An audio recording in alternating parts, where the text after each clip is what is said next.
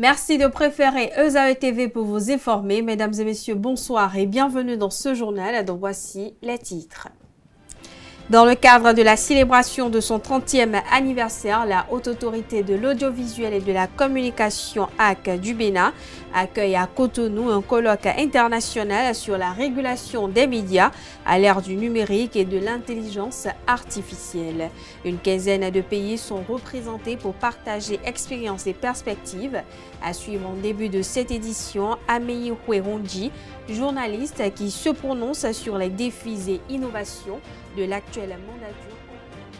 Le ministre conseiller aux infrastructures et au cadre de vie, Jacques Ayadi, en compagnie des autorités locales, a effectué une visite sur les terrains et chantiers de construction des collecteurs du programme d'assainissement pluvial des villes secondaires. L'objectif est de préserver la fonctionnalité des infrastructures d'assainissement et sensibiliser les populations sur l'importance de libérer les zones critiques pour une gestion efficace des eaux de ruissellement. On en parle dans ce journal. À quelques heures du grand départ pour la Coupe d'Afrique des Nations de mini-football en Libye, l'état d'esprit au sein de l'équipe béninoise est scruté auprès. Des retours dans ce journal sur l'ambiance et la détermination qui a régné au sein du groupe avant leur départ. Des précisions dans quelques instants.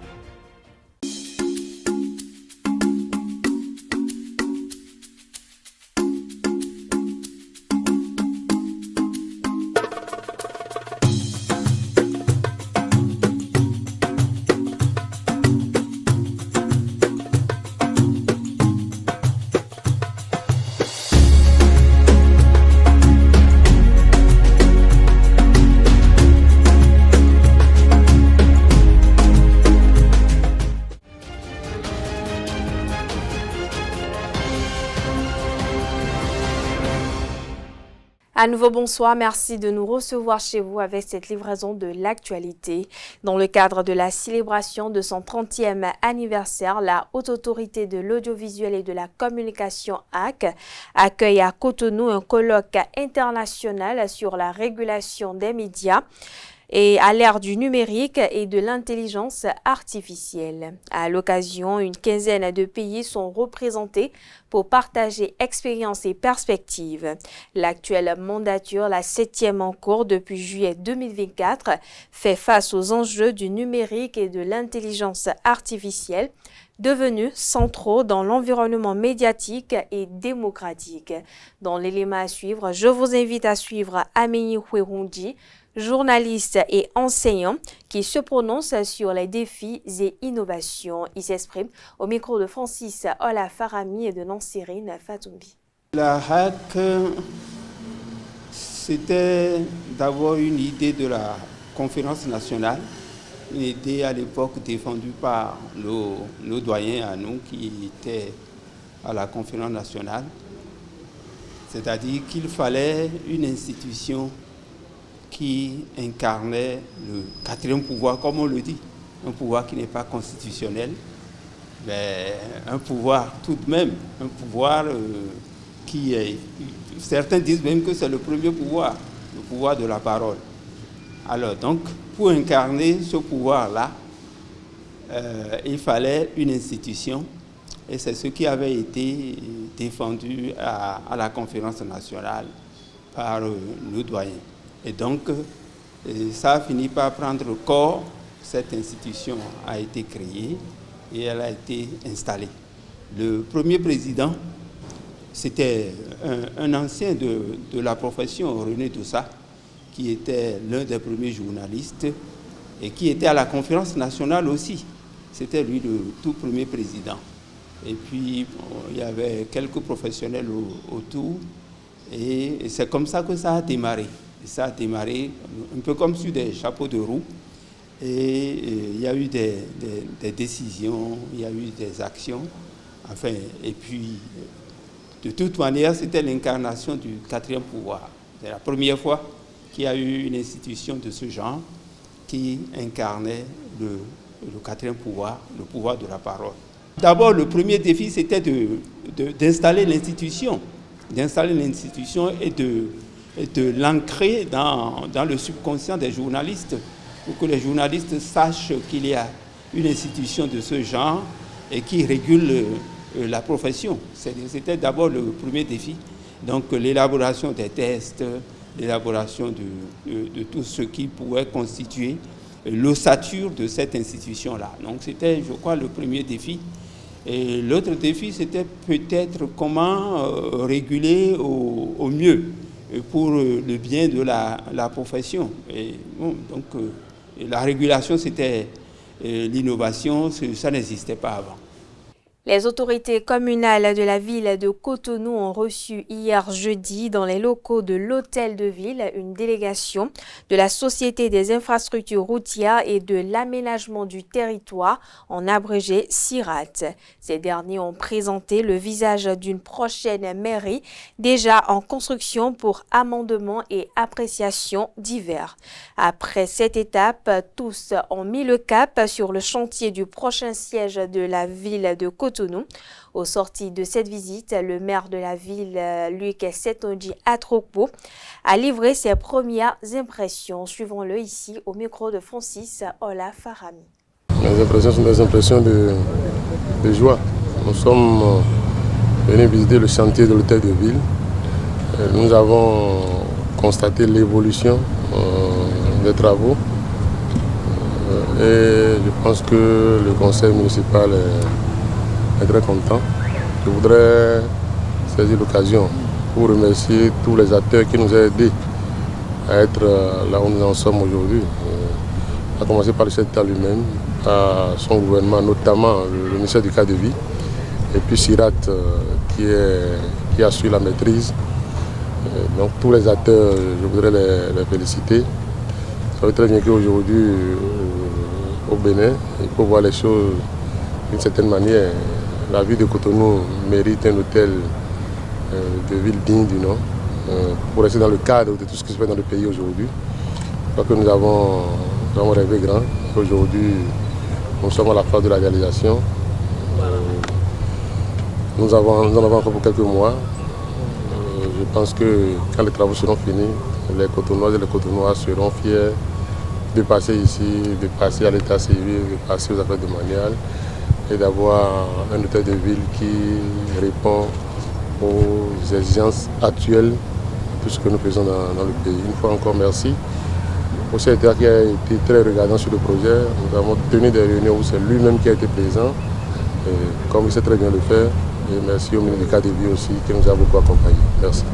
Je l'annonce au sommaire de cette édition, le ministre conseiller aux infrastructures et au cadre de vie, Jacques Ayadji, a effectué cette semaine une visite conjointe avec les autorités locales sur les chantiers de construction des collecteurs du programme d'assainissement pluvial des villes secondaires. La visite s'est effectuée à Bomé-Calavi et a pris en compte les quartiers de Zopa, Akasato, à Conville, Sémé, à Gamandi et à Itchedji.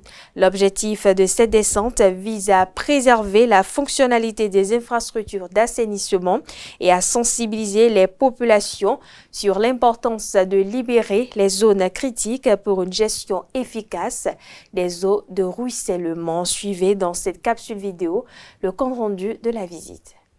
J'ai proposé au maire que nous prenons chaque axe qui a un collecteur et qu'on explique aux populations le profil en long du collecteur ainsi que l'aménagement prévu dans la rue. Est-ce que ça aura d'impact sur le foncier? Sur place, on va leur expliquer. Donc plutôt que de répondre à chaque personne qui m'interpelle, j'ai préféré qu'on fasse ça, l'information aille à tout le monde au même moment. Voilà l'objectif. Des gens se mettent à construire sur des regards de visite. C'est pas normal. Parce que non seulement ils font ça, ils construisent également sur le lit d'écoulement des eaux. Et après, elles vont se plaindre qu'il y a inondation, il y a ceci, ça. Donc à la fin, on ira là-bas et puis s'il y a des inondations, En présence des populations, le ministre a échangé avec les entreprises chargées des travaux sur les objectifs du programme ainsi que les caractéristiques techniques des ouvrages en cours. On regarde.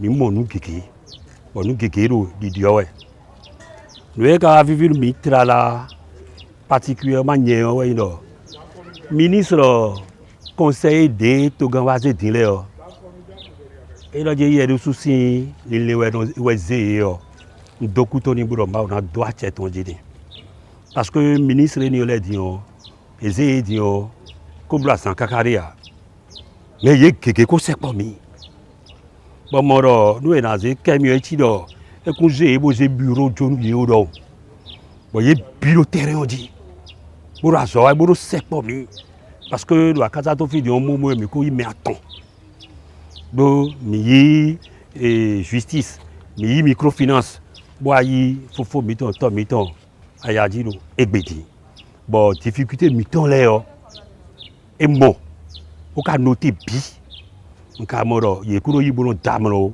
e do ne ron bolo abi na yoro de wa bua ton so bon eyan gaji do azoro mi dele mi me population la di do dai no aso kuno yiwe de ka wa nyo e wa tin menu mi bro mi ni ko no mi ko azora yi de mi ba gbon mi ni ma bro mi awon ya le o deviation le ko mi do e ka do no ye yo e mi na bro réunion kai bo mi bro réunion kai mi na mo deviation le ro gaji deviation le nu jija alionu egbon yo eno gble azoroko miro bi ba ero ni e moro jija on 2 jours après on yeni no ablo yeno a racler ni aliona no abodam ni bo mi na no bo jija.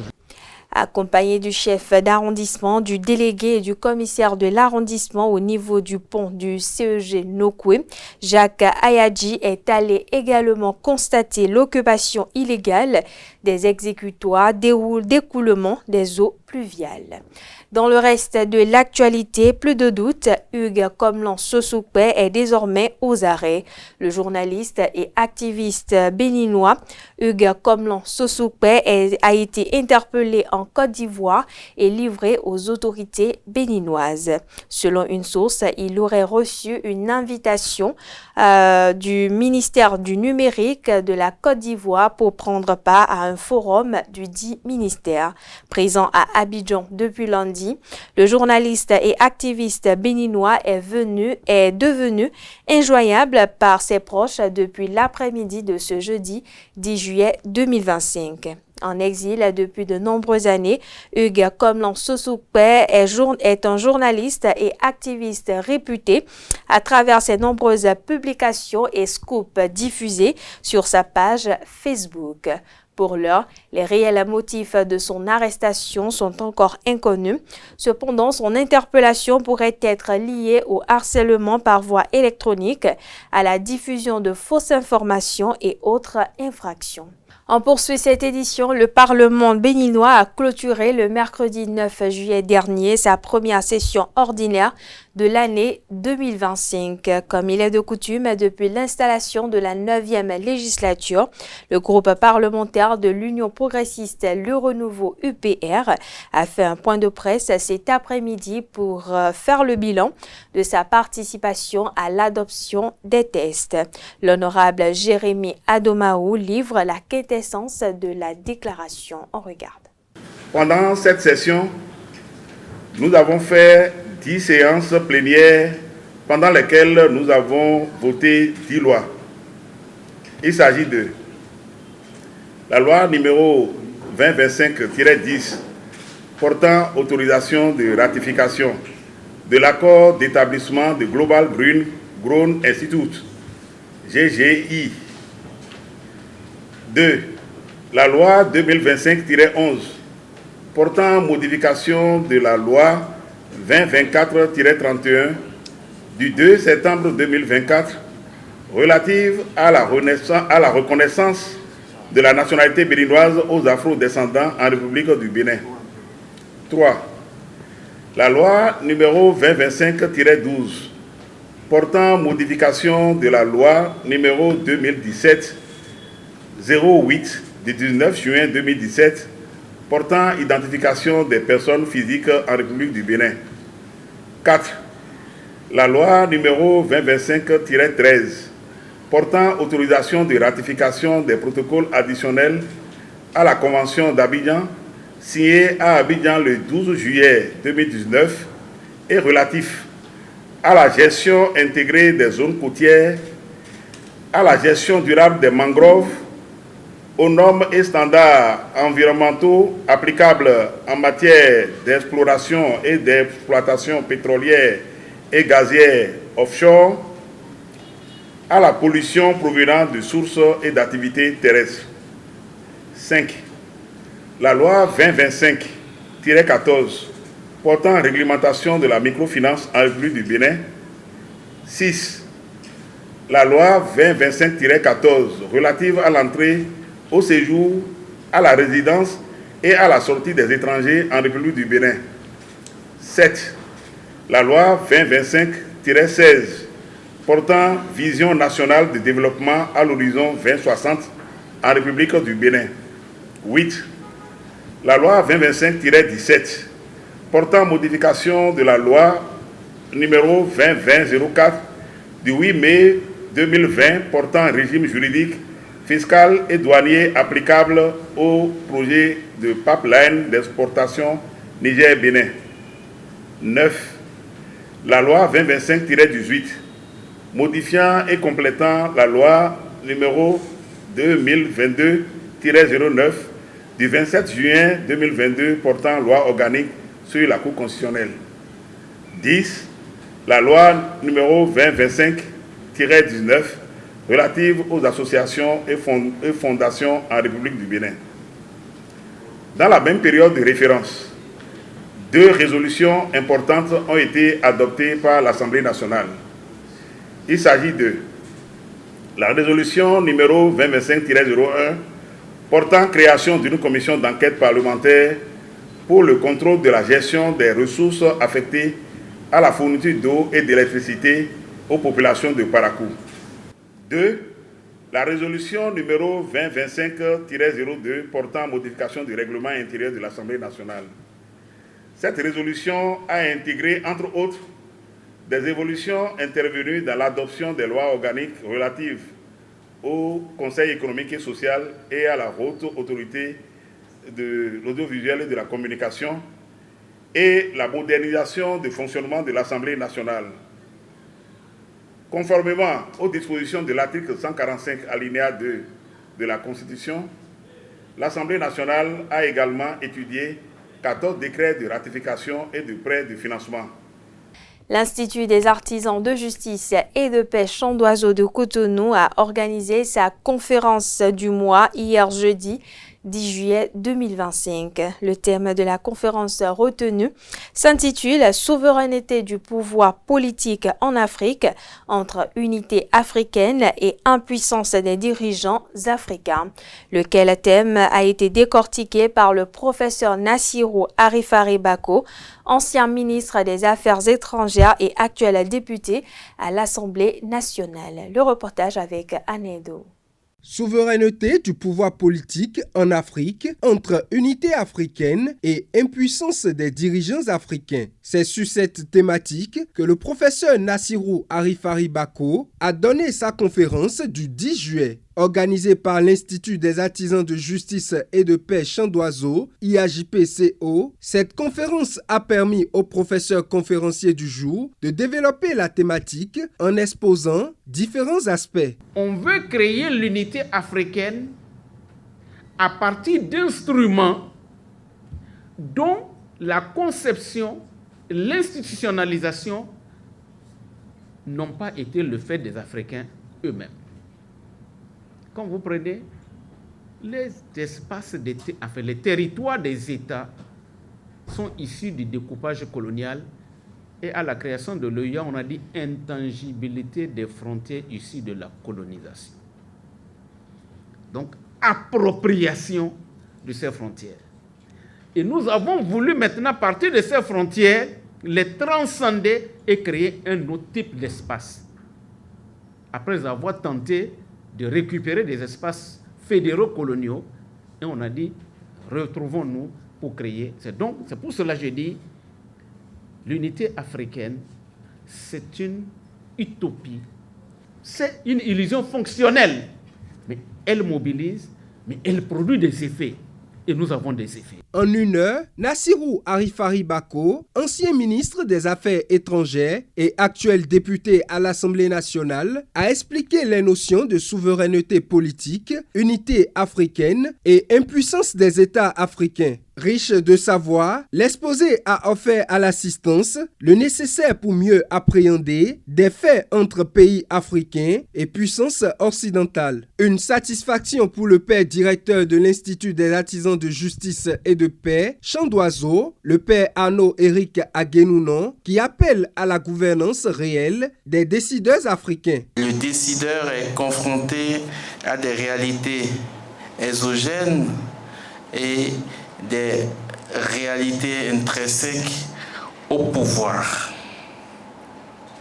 Mais notre souhait, c'est que le décideur soit vraiment gouverneur et que le colon cesse d'être gouverneur. Et si le décideur arrive à gouverner, c'est-à-dire tenir le gouvernail et conduire la barque malgré les vagues, et en constituant un corps social avec tous ceux qui sont dans la barque, sans exclusion, sans division, et en portant chacun dans ses fragilités, dans ses limites, avec conscience, connaissance et amour patriotique, je crois que quelque chose est faisable.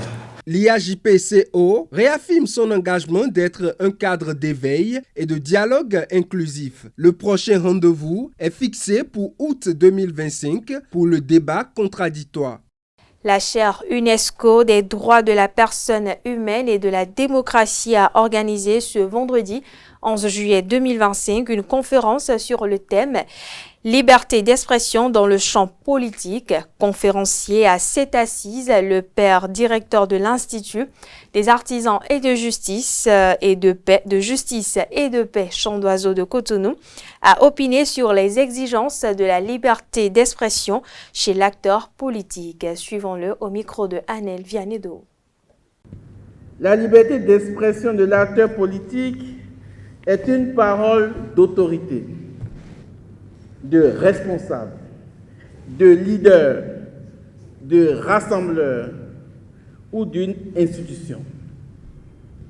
En ce sens, l'usage de la liberté d'expression chez l'acteur politique est systématisé, thématisé, orienté, partisane et stratégique.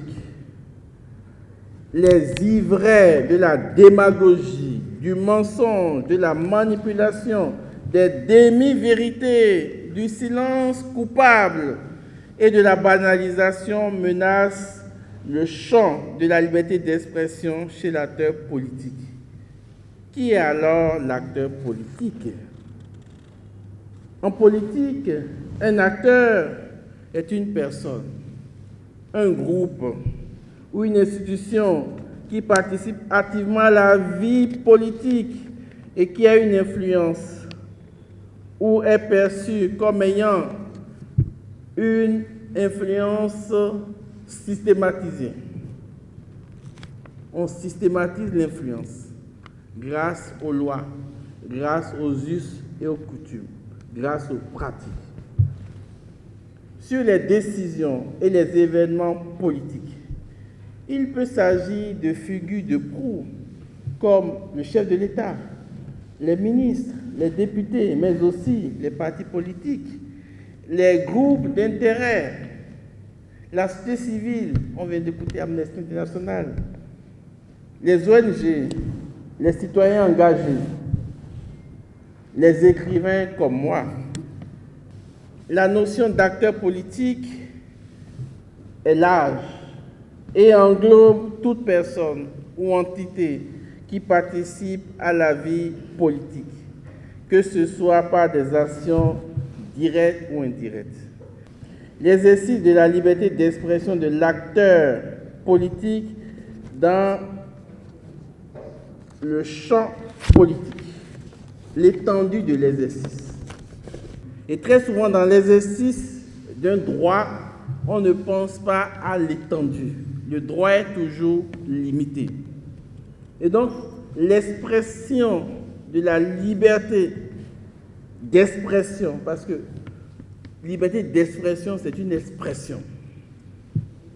Cette expression est en réalité tournée et condensée dans ce que j'appelle la vitalité. Faire savoir, exister entre parole et silence, représentation de soi et de sa fonction, style vestimentaire, modèle de vie. L'étendue, c'est tout cela. Une autorité qui sait garder silence, une autorité qui sait parler de façon claire, précise, avec retenue, avec tenue et ténacité. Le public cible la temporalité et le lieu. Très souvent, quand on est en campagne politique, le docteur Gilles Badé a tout à l'heure parlé du contexte électoral. Le contexte électoral de prise de parole est différent du contexte d'une émission télé, est différent du contexte d'un discours introduisant une activité scientifique, introduisant un colloque, introduisant une réunion, ou même est différent du discours tenu un soir en aparté. C'est très important que l'acteur politique puisse se situer par rapport à la cible, à la temporalité et au lieu. S'il y a un défaut que je connais à mes amis politiques, c'est parfois le manque de culture livresque et culture expérimentale empirique. C'est-à-dire qu'on a étudié, et au Bénin, c'est vrai, on a beaucoup de diplômés, mais très peu d'intellectuels. Très peu d'intellectuels. L'intellectuel, c'est celui qui a soif d'apprendre. Face au revers de la mauvaise utilisation des réseaux sociaux, Eunice Dossou-Kiti, bénéficiaire du projet d'appui à l'égalité genre, a sensibilisé des jeunes femmes et hommes sur les cyberviolences samedi dernier à Abomey-Calavi. Des détails dans ce compte-rendu signé Setondelarios à Jacques Benoît. Informer les jeunes sur les violences faites aux femmes via les médias sociaux afin de lutter contre le fléau. Dans le cadre de la mise en œuvre de son mini-projet soutenu par le programme d'appui à l'égalité Jean PAEG 1, Eunice Dossou-Kiti a organisé le samedi 5 juillet 2025 à Abomey-Calavi une causerie sur les cyberviolences autour du thème « Protéger notre e-réputation et sécuriser notre avenir ». Aujourd'hui, les cyberviolences prennent de plus en plus de place dans nos vies parce que nous vivons désormais sur le numérique. Il était donc urgent de créer un cadre qui permet aux acteurs, que ce soit les participants, la communauté, mais aussi les experts et les institutions, de communiquer, de dialoguer, de sensibiliser, de former également sur les thématiques liées aujourd'hui à notre vie numérique. Alors, protéger notre réputation, sécuriser notre avenir, c'est mener des actions aujourd'hui pour que demain, nous n'ayons pas à regretter notre présence en ligne. C'est un moment d'échange, de partage d'expériences, de réseautage, de questionnement de soi et surtout d'apprentissage. Dans une démarche participative, les experts et les participants ont échangé sur la thématique en mettant en exergue les risques liés à un mauvais usage des médias sociaux. Les réputations, c'est l'image qu'on donne volontairement au nom de soi dans le monde numérique. Ce que tu postes aujourd'hui peut réapparaître dans 5 ou 10 ans. Internet a de la mémoire. Quand on est femme et surtout quand on aspire à être une personnalité publique, une personnalité politique, il y a un certain comportement à avoir. Non seulement il faut protéger sa réputation, ce qui est normal, mais aujourd'hui, il faut mettre un accent particulier sur la réputation. Au sortir de cette causerie, participants et organisatrices sortent mieux outillés et édifiés sur la question des cyberviolences. J'ai beaucoup appris sur les réputations et en même temps acquis les comportements, les astuces et le processus nécessaire en cas de harcèlement et autres par rapport à l'irréputation. Le point que cette conférence a abordé était vraiment pertinent et je suis sûre que les connaissances que j'ai acquises au cours de cette conférence me serviront énormément à l'avenir. Je suis ressorti un peu plus aguerri, mieux que j'étais hier, parce que cette préoccupation de l'irréputation est une question qui s'invite de gré ou de force dans notre quotidien, vu que tout le monde utilise les réseaux sociaux. Je peux dire que c'est un pas en avant pour la formation, la sensibilisation de la communauté jeune sur la présence en ligne, sur ses impacts et sur ce qu'il faut faire aujourd'hui pour éviter les dérives ou les problèmes que cela pourrait nous causer demain. La représentante du PAEG salue l'initiative de l'organisation de cette séance d'échange sur les cyberviolences.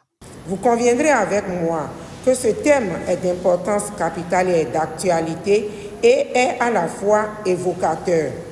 En effet, on peut constater en l'absence de données statistiques fiables et d'études spécifiques à ce sujet que la cyberviolence est un problème croissant au Bénin.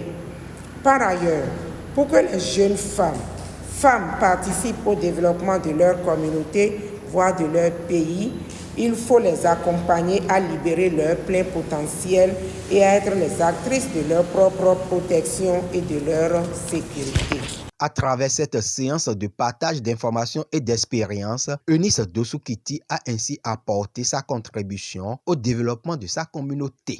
Dans un autre registre, à la veille de la 4e édition de la Nuit du paludisme, Yvette Alavant, directrice exécutive de l'ONG Icône 360 degrés, organisatrice de cet événement, annonce les couleurs au micro de Carles Kitomé et Jean Aclé à son siège. Suivez plutôt. Oui, c'est placé sous le thème paludisme et si ensemble on écrivait le chapitre final. Ce titre tout simplement parce que nous sommes à 5 ans, nous sommes dans le dernier carré comme on aime le dire dans notre jargon, de l'horizon 2030 et d'après les prévisions c'est que à l'horizon 2030 on devrait atteindre l'élimination dans tous les pays endémiques. Depuis que nous avons commencé, nous avons essayé, avec l'appui des communautés, l'appui du programme et des partenaires, nous avons quand même fait assez d'impact. Nous avons été précurseurs sur certaines choses et pour nous, c'est très important de dire aujourd'hui que nous sommes quand même peut-être pas satisfaits, mais un tout petit peu fiers de ce que nous avons accompli, parce que nous avons insufflé une nouvelle dynamique relayée par Speak Up Africa aujourd'hui. Nous remarquons aujourd'hui, par exemple, que les organisations de la société civile sont davantage mises à contribution dans cette lutte-là, première chose. Deuxième chose, grâce au soutien de Speak Up Africa, nous avons des plaidoyers que nous faisons à l'endroit des autorités locales pour que, une fois les sensibilisations passées, que eux, en tant qu'autorités locales, ils prennent leurs responsabilités et jouent pleinement leur rôle. Ce qui était très important et je me souviens que lorsque nous, on faisait des vidéos sur Facebook, on soulignait le fait que les autorités locales également devraient jouer leur partition. En gros, on invitait en fait à une synergie d'action. Et aujourd'hui, on se rend compte que petit à petit, elle est en train de prendre forme avec l'appui de différents PTF, partenaire au développement. Et puis on parle sport dans cette édition à quelques heures du grand départ pour la Coupe d'Afrique des Nations de mini-football en Libye. L'état d'esprit au sein de l'équipe béninoise est scruté de près. Christian Akandé, capitaine des Guépards mini-footballeurs, s'est confié sur l'ambiance qui règne dans le groupe et la détermination qui les anime. Entre excitation, concentration et espoir de marquer l'histoire, les joueurs sont prêts à porter haut les couleurs nationales. Des précisions ici avec Romaric Djesugobunu. Concernant notre état d'esprit, je peux dire que nous sommes prêts. Nous sommes prêts comme des guerriers qui vont à la guerre. Et c'est le moment quand même de remercier cette jeune fédération, le président pour tous les efforts fournis. C'est pas facile. C'est le moment de les remercier et ne ménager aucun effort pour nous permettre d'être là aujourd'hui. Donc nous les remercions et nous promettons quand même de représenter valablement le Bénin, de défendre à cœur vaillant les couleurs du drapeau national, de véritablement nous donner à cette compétition pour aller le plus loin possible et pour que les objectifs privés et les objectifs visés soient quand même atteints par la grâce de Dieu. Vous avez vu, le président nous a déjà fixé les objectifs. Donc notre feuille de route est quand même déjà tracée et tous les efforts sont en train d'être faits pour que nous puissions atteindre ces objectifs. Donc nous pouvons promettre au public sportif béninois et surtout de mini-foot en particulier, que les Guépards mini-footballeurs que nous sommes, nous irons valablement, comme je le disais tantôt, défendre les couleurs nationales.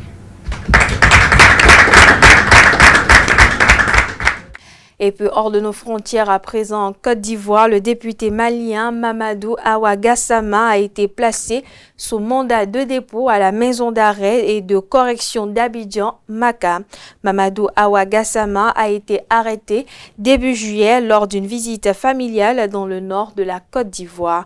Membre du Conseil national de transition CNT du Mali, il a été incarcéré puis inculpé à Abidjan pour des propos jugés offensants envers le président ivoirien Alassane Ouattara. Selon les informations, le tribunal d'Abidjan retient contre lui plusieurs chefs d'accusation dont offense au chef de l'État, injures via les médias et fausses déclarations. Les faits remontent à septembre 2022 où le député avait, lors d'une interview dans un média malien, vivement critiqué le président Ouattara. Il avait alors déclaré en Bambara « Alassane Ouattara est un ennemi du Mali, j'ai des preuves ». Cette sortie faisant suite à l'embargo imposé par la CEDEAO contre le Mali après les coups d'État militaires de 2020 à 2021. Le code pénal ivoirien prévoit des peines allant de 3 mois à 2 ans d'emprisonnement pour offense au chef de l'État et jusqu'à 5 ans pour injure via les médias ou réseaux sociaux. La défense entend plaider l'âge avancé de Mamadou Gassama, sa qualité de membre du CNT malien, son état de santé et sa nationalité étrangère. Direction Washington à présent, les États-Unis poussent pour une rencontre entre les présidents congolais et rwandais avant la fin du mois de juillet. Un sommet qui devrait déboucher sur la signature d'un accord final, mais aussi sur d'autres tests à portée économique d'après le président américain Donald Trump. L'Église catholique de son côté dénonce une forme de transaction, à savoir la paix contre les minerais. Pour l'Église catholique, le processus de paix engagé a le mérite d'inclure toutes les parties. Les autorités congolaises soutiennent la médiation américaine et souhaitent voir les accords aboutir. De leur côté, l'Église catholique et protestante appellent toujours à un dialogue national à travers leur initiative intitulée Pacte social pour la paix et le bien vivre ensemble en RDC et dans la région des Grands Lacs. Elles veulent impliquer toutes les parties prenantes pour bâtir des solutions, disent-elles, plus durables. Et voilà, chers internautes, c'est sur ces mots que prend fin cette édition. Merci de l'avoir suivi, merci de votre fidélité. Excellente soirée en compagnie de nos programmes sur EZAE TV.